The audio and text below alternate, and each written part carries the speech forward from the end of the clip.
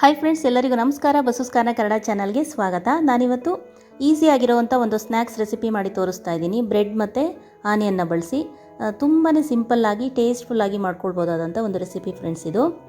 ಹಾಗಿದ್ರೆ ಬನ್ನಿ ಇವಾಗ ರೆಸಿಪಿ ಮಾಡೋ ವಿಧಾನನ ಈಗ ನೋಡೋಣ. ಇಲ್ಲಿ ನಾನು ಸುಮಾರು 5 ಸ್ಲೈಸಸ್ ಆಗುವಷ್ಟು ಬ್ರೆಡ್ಡನ್ನು ತೊಗೊಂಡಿದ್ದೀನಿ. ಇದನ್ನಿವಾಗ ಚಿಕ್ಕ ಪೀಸಸ್ ಆಗಿ ಮಾಡ್ಕೊಳ್ಳೋಣ.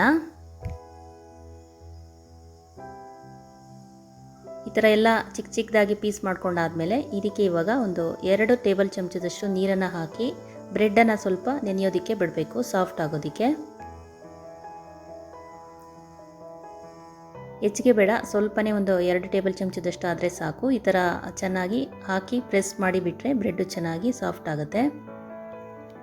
ಈ ಥರ ಒಂದು ಬೌಲ್ನ ತೊಗೊಂಡು ಇದಕ್ಕೆ ಇವಾಗ ಮೀಡಿಯಮ್ ಸೈಜ್ದು ಈರುಳ್ಳಿನ ಚಿಕ್ಕದಾಗಿ ಕಟ್ ಮಾಡಿ ಹಾಕ್ಕೊಂಡಿದ್ದೀನಿ. ಹಾಗೆಯೇ 2 ಹಸಿಮೆಣಸಿನ್ಕಾಯಿನ ಕಟ್ ಮಾಡಿ ಹಾಕ್ಕೊಳ್ತಾ ಇದ್ದೀನಿ. ಮತ್ತು ಸ್ವಲ್ಪ ಕೊತ್ತಂಬರಿ ಸೊಪ್ಪನ್ನು ಹಾಕ್ಕೊಳ್ತಾ ಇದ್ದೀನಿ.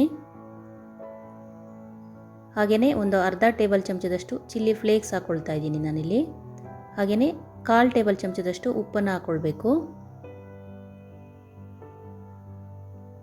ಮತ್ತು ಅರ್ಧ ಕಪ್ ಆಗುವಷ್ಟು ಕಡಲೆ ಹಿಟ್ಟನ್ನು ಹಾಕ್ಕೊಳ್ತಾ ಇದ್ದೀನಿ. ಅರ್ಧ ಕಪ್ ಅಂದರೆ 2 ಟೇಬಲ್ ಚಮಚದಷ್ಟು ಆದರೆ ಸಾಕು.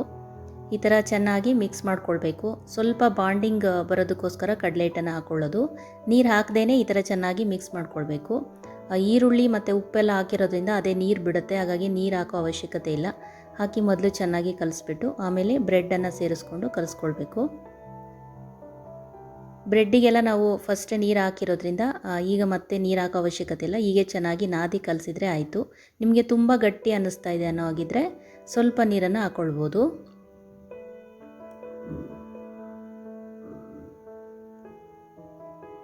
ಹೀಗೆ ಚೆನ್ನಾಗಿ ನಾದ್ಕೊಂಡು ಕಲಿಸ್ಕೊಳ್ಳಿ. ನಾನಿಲ್ಲಿ ಸ್ವಲ್ಪನೂ ನೀರು ಹಾಕಲಿಲ್ಲ, ಹಾಗೆ ಕಲಿಸಿದ್ದೀನಿ.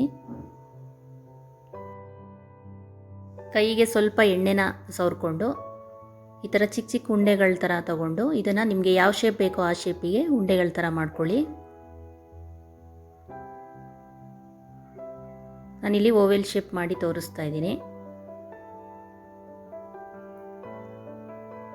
ಹೀಗೆ ಎಲ್ಲ ಉಂಡೆಗಳನ್ನೂ ಮಾಡಿ ಇಟ್ಕೊಳ್ಳಿ. ಒಂದೇ ಸಲ ಎಣ್ಣೆಲಿ ಹಾಕಿ ಕರಿಯೋದಕ್ಕೆ ಈಸಿ ಆಗುತ್ತೆ.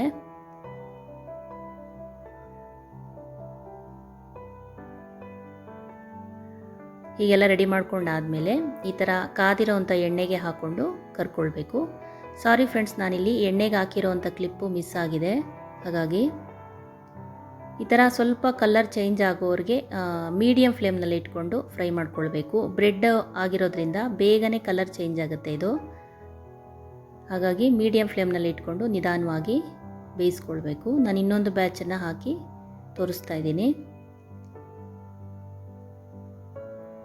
ಫಸ್ಟಿಗೆ ಎಣ್ಣೆನ ಯಾವಾಗಲೂ ಹೈ ಫ್ಲೇಮ್ನಲ್ಲಿ ಕಾಯಿಸ್ಬಿಟ್ಟು ಈ ಥರ ಏನಾದರೂ ಬೋಂಡ ಬಜ್ಜಿ ಈ ಥರ ಏನಾದರೂ ಕರಿಬೇಕಾದ್ರೆ ಮೀಡಿಯಮ್ ಫ್ಲೇಮಿಗೆ ಇಟ್ಕೊಂಡು ಕರ್ಕೊಳ್ಬೇಕು. ಈ ಥರ ಕಲರೆಲ್ಲ ಚೇಂಜ್ ಆಗೋವರೆಗೆ ಕರೆದ್ರೆ ಸಾಕು.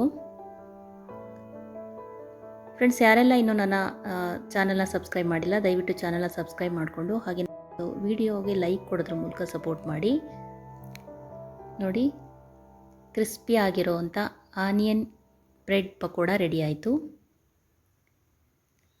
ಓಕೆ ಫ್ರೆಂಡ್ಸ್, ರೆಸಿಪಿ ಎಲ್ಲರಿಗೂ ಇಷ್ಟ ಆಯಿತು ಅಂದ್ಕೊಂಡಿದ್ದೀನಿ. ಇಷ್ಟ ಆಗಿದ್ರೆ ಪ್ಲೀಸ್ ನಮ್ಮ ಚಾನಲ್ನ ಸಬ್ಸ್ಕ್ರೈಬ್ ಮಾಡಿಕೊಂಡು ಹಾಗೆಯೇ ಒಂದು ಲೈಕ್ ಕೊಡೋದ್ರ ಮೂಲಕ ಸಪೋರ್ಟ್ ಮಾಡಿ. ಮುಂದಿನ ರೆಸಿಪೀಸ್ನೊಂದಿಗೆ ಮತ್ತೆ ಸಿಗ್ತೀನಿ. ಅಲ್ಲಿವರೆಗೂ ಕೀಪ್ ವಾಚಿಂಗ್. Thank you.